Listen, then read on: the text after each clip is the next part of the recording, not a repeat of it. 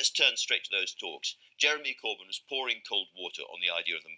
It appears to be the fact that they're over. If they're over, that whole middle ground has gone too, hasn't it? I think it's going to be difficult if that's true, but if you notice throughout that quite long interview you did with him, he never quite says it's over. He keeps saying, I want to see what the offer is. And I think that's important because we do, in many ways, agree, right? None of us want to remain in the European Union. So, none of us want a no-deal Brexit, which means logically there has to be a deal.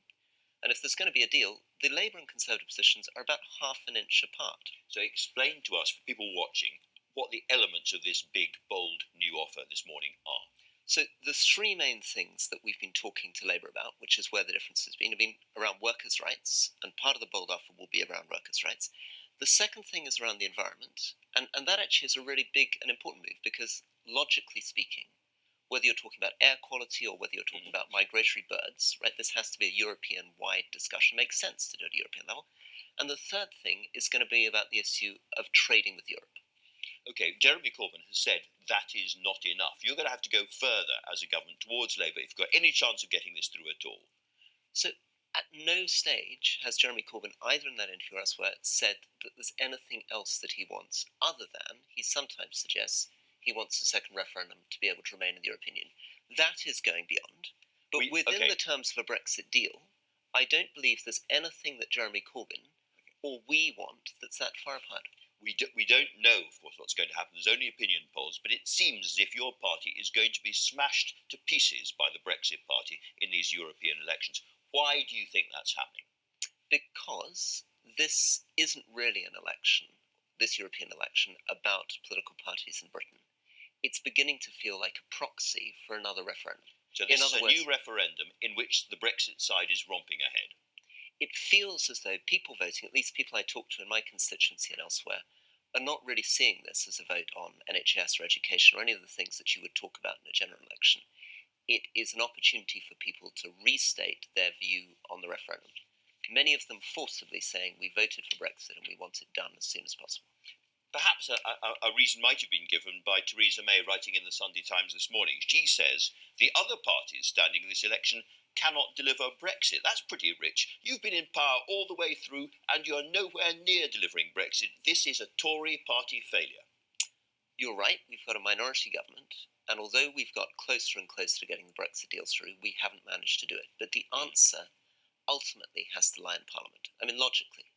I don't think there are some people out there suggesting that somehow if they suddenly went to Brussels, they'd get a completely different deal out of Brussels. And there are other people suggesting there's this great thing called no deal, which in fact isn't a thing. It's not a destination. It's a failure to reach a destination. So we're in the territory of a deal. And if we're in the territory of a deal, where we need to focus is Parliament, and particularly getting Labour votes across. Now, maybe not Jeremy Corbyn's vote, but there are many other moderate, sensible Labour MPs that we should be able to bring across. Part of the trouble may be the Prime Minister's own lack of authority, which is dissipating by the day. Let me look at your own position.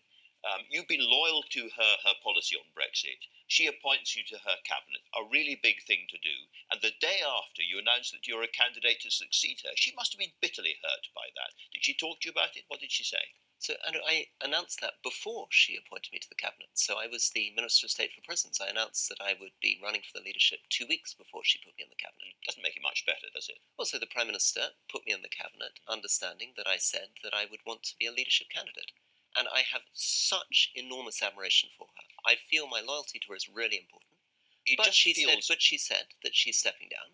And if somebody asks me honestly, am I willing to stand for leadership? The answer is yes. There is a sense, looking from the outside, that things are crumbling at the moment. You're part of a new group of One Nation Tories being set up inside the party at the moment. What do you intend to achieve? I mean, you can see that actual Conservative members across the country are flocking in their droves to Nigel Farage's Brexit party. So what, from Westminster, do you hope to achieve? I think the future of British politics is to be radical in the centre ground of British politics. So we need to reunite.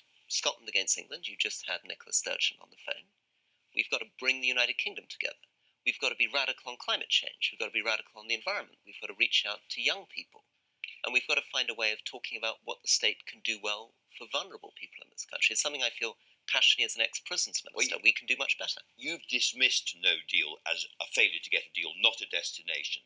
Now, in the polls this morning, and I know they're only polls, a big, substantial majority of British voters now want no deal. An even bigger percentage of Tory voters and Tory supporters want no deal. Can I put it to you, looking at what's going on across the country, you have simply lost the argument.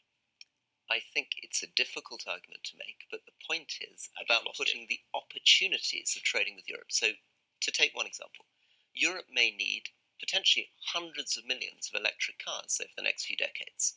Britain could be making those cars. We could be selling them to Europe. So, what I need to communicate much, much better to people who are pushing for no deal is that these trading relationships with Europe could be a fantastic opportunity for Britain, along with the opportunities in America and China and elsewhere. If you become Conservative leader, will you carry on with something very close to Theresa May's deal or not?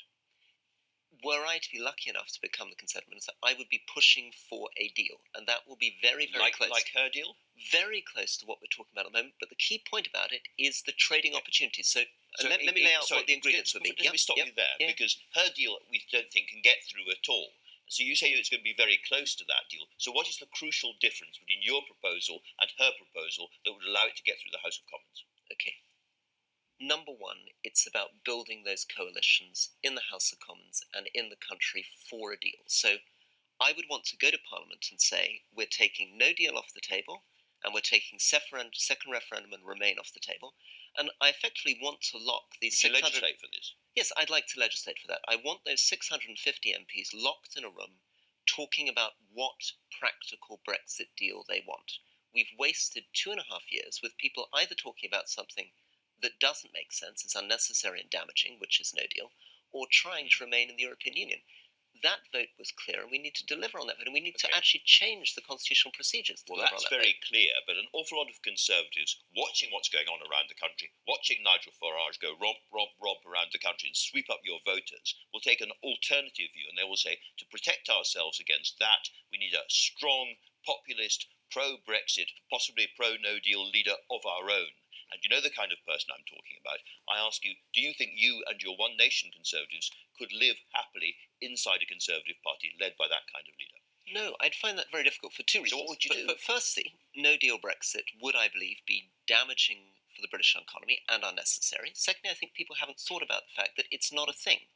You then have to negotiate a future trading deal with Europe. But the most important thing is that if you go down the path of no-deal Brexit, you're going to lose 4 million Remain voters who voted for the Conservatives last time, so you won't win an election, and no-deal Brexit is a vote for Jeremy Corbyn. You are suggesting the Conservative Party has to split. I mean, some of your colleagues are suggesting this morning that the Conservatives should do a deal with the Brexit Party and, as it were, march shoulder to shoulder with Brussels, which is exactly what you hate as an idea. I think exactly the reverse. We should be unifying as a party. We should be rediscovering that I have an enormous amount in common with some of my colleagues in the ERG, and we need to be a party that can stretch all the way from John Redwood to Ken Clarke. After all, those two people ran together on a leadership ticket, as you remember. We can get back to that, but we also need to get young people voting for us. Only 4% of Tory voters in the last election were under 25, which is why, as International Development Secretary, climate and environment saves the planet, but also saves our party. Saving the planet, Rory Stewart.